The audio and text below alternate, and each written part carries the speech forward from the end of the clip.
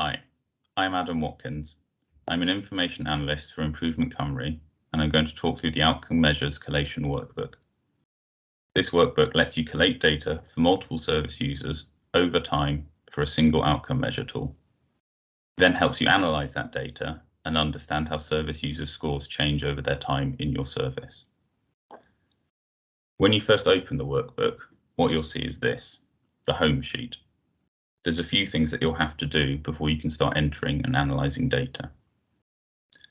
To begin with, you need to select which outcome measure tool you'll be collating in this copy of the workbook. The workbook only allows you to collect data for a single tool at a time, and once you've chosen the tool, you shouldn't change it. If you want to collect data for multiple tools, or to change to a different tool, you'll need to use multiple workbooks. You can see at the moment, this workbook is set up for collecting data on the Warwick-Edinburgh Mental Wellbeing Scale. I'm going to change it to the Core OM, and that's what we'll use in this workbook for the rest of the demonstration. You can see that when I change the tool, the information in the About This Tool section below changes as well. Let's have a look at the 3 bits of information in this section. The first bit of info is the range of scores expected for this tool. This lets you know what sort of score you should be entering in this workbook for this tool.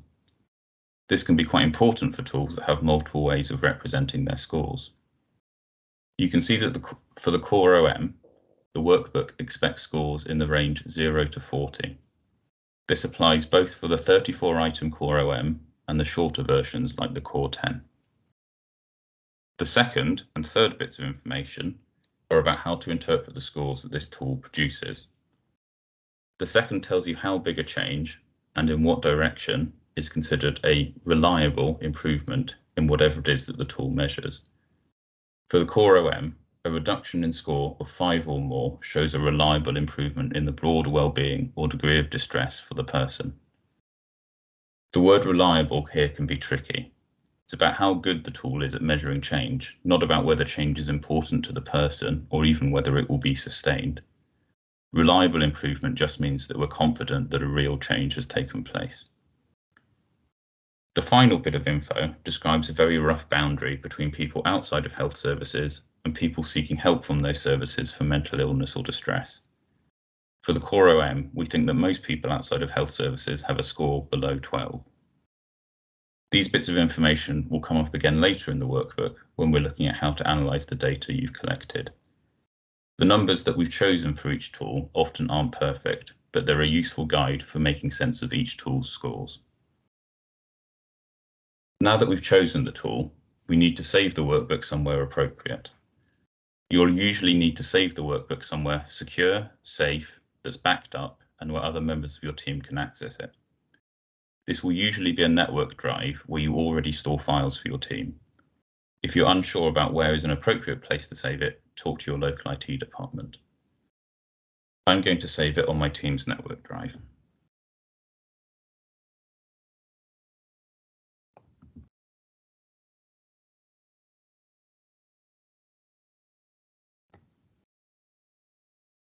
When you save it, you should give it a meaningful name so that you and others will know when you started it and what it contains. I suggest you give it a name that includes the date in year, month, day order, the team name, for example, Llanrhegob CMHT, and the tool that you're collecting data for in this workbook, in this case, Core OM.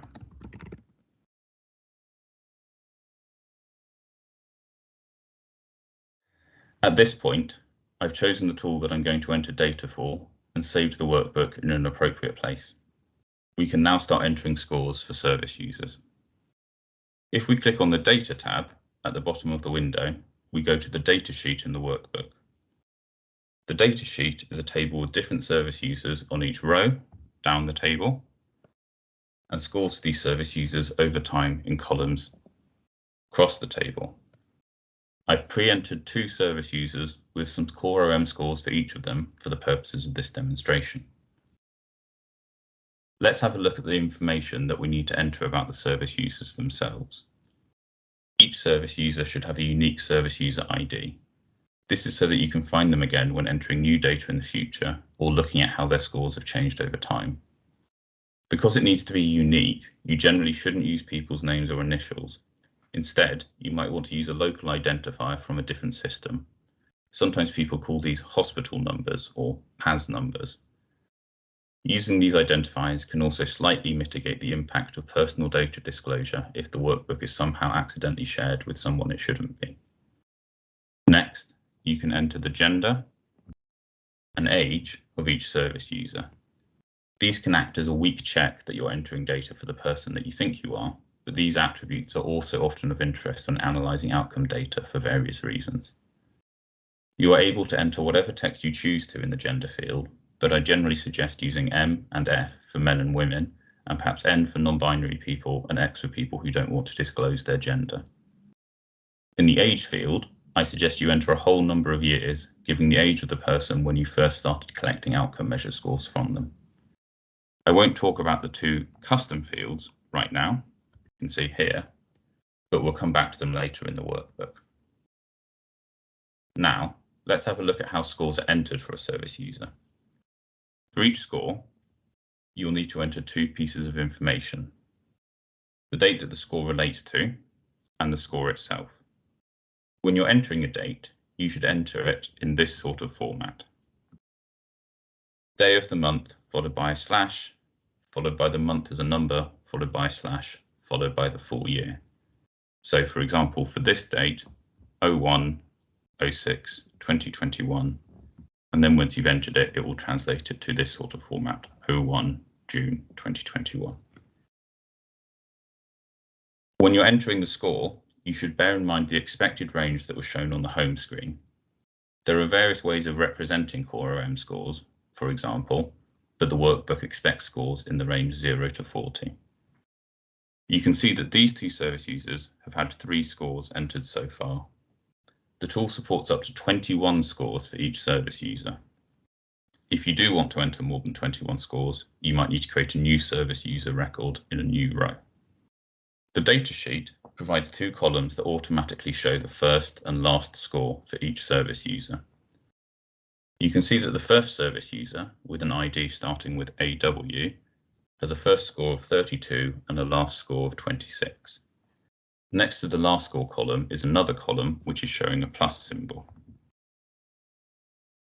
That plus symbol means that this service user has shown a reliable improvement between their first and last score. This service user has seen a reduction in their Core OM scores from 32 to 26, a reduction of 6 points.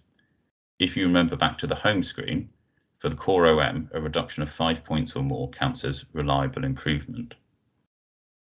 However, if you look at the second service user, with an ID starting with IL, they don't have a plus symbol. They have a sort of squiggly equal sign. This is because this service user has only seen a reduction in their scores from 32 to 28, a reduction of only 4 points.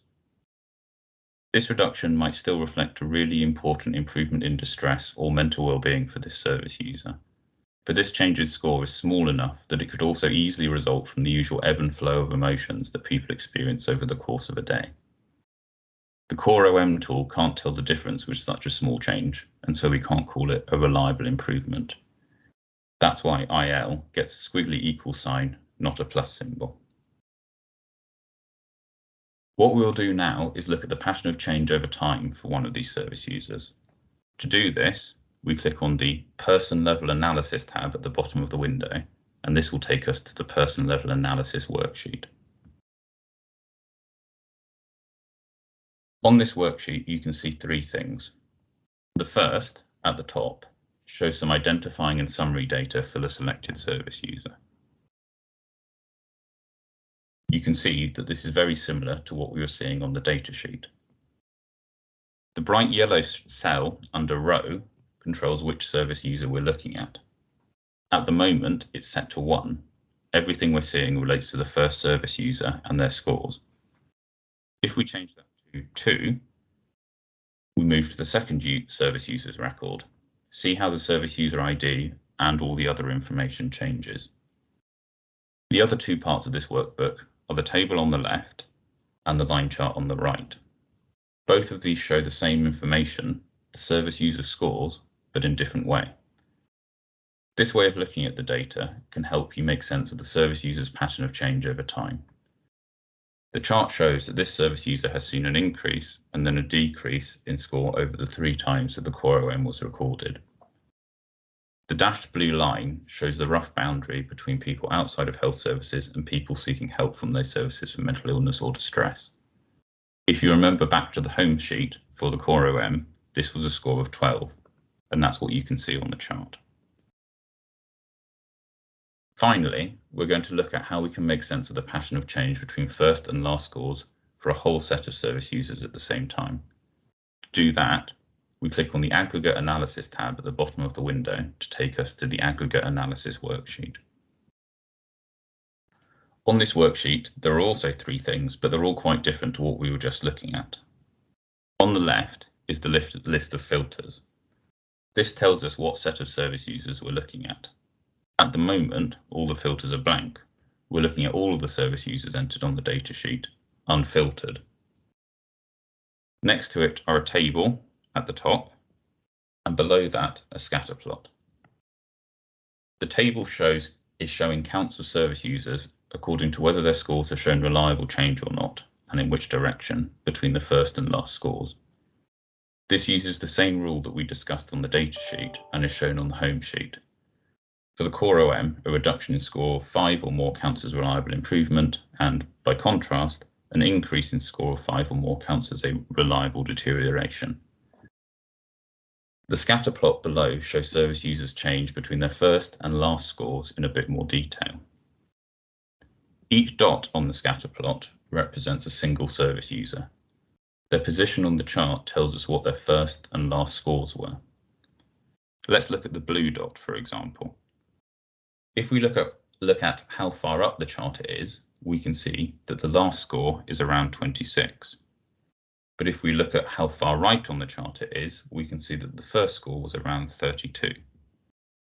This first service user, with a reduction in score of 6 points, is blue because this counts as a reliable improvement. Let's go back to the filters. The filters let you examine data for a particular subset of your service users. For example, you might want to look at service users below a certain age. If we enter less than 40 in the age box, this will show us service users with an age of less than 40. Or we might want to look at only service users who are women. If we enter F in the gender box, this will show us only those service users who had their gender recorded in this way. You can see that the blue dot has disappeared. This is because that service user had a gender recorded as an M. Only the grey dot remains. This is the second service user, a woman. Her dot is grey because her scores have not shown any reliable change. The filters let you explore which people are more or less likely to show reliable improvement during their time in your service. You can see that the last 2 filters are Custom 1 and Custom 2. You may remember that on the datasheet, there were 2 fields also called Custom 1 and Custom 2. You can use these fields for whatever is important to you and your team. For example, you might use these to record the different interventions that different service users have been engaged with. In this way, the workbook lets you record and analyze data for scored assessment tools over time. Thank you.